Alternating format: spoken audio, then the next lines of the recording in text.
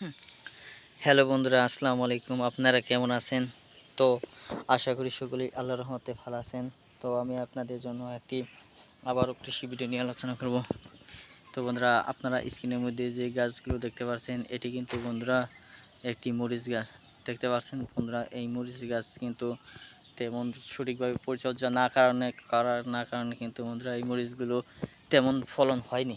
তো বন্ধুরা, আপনাদেরকেই বলবো, আপনারা আপনাদের জমিতে যদি ভালো ফলন দেখতে চান, এর থেকে আরও বেটার ফলন দেখতে চান, তাহলে অবশ্যই আমাদের নির্দেশনা অনুযায়ী আপনাদের মরিচের চারাগুলো রোপণ করতে হবে। তো বন্ধুরা, মরিচের চারাগুলো রোপণ করলেই কিন্তু বন্ধুরা ওই যে দেখতে পাচ্ছেন পাকা মরিচ। তো বন্ধুরা, আপনারা কী করবেন, আপনারা বাড়ির আশেপাশে কিংবা পুকুরের আশেপাশে কিংবা বন্ধুরা আপনারা প্রতি জমিতে যদি এই মরিচ চারা যদি বন্ধুরা রোপণ করতে পারেন, তাহলে কিন্তু বন্ধুরা সেই মরিচ থেকে আপনারা নিজেরাও খেতে পারবেন তরকারি হিসেবে, রান্না হিসেবে।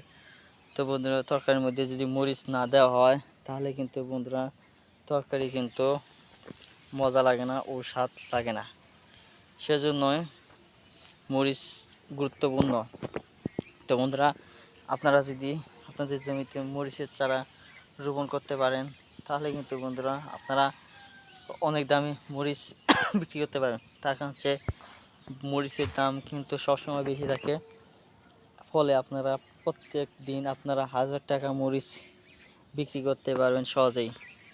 এবং কি বাড়ির আঙ্গিনায় কয়েকটি মরিচের চারা রোপণ করলে বন্ধুরা আপনারা কী করবেন, আপনাদের বাজার থেকে যে পরিমাণ মরিচ কিনতে হয়, তাতে আপনাদের টাকাগুলো বেঁচে যাবে। এবং কি বন্ধুরা, সহজেই আপনারা কী করতে পারবেন, মরিচ বিক্রি করতে পারবেন।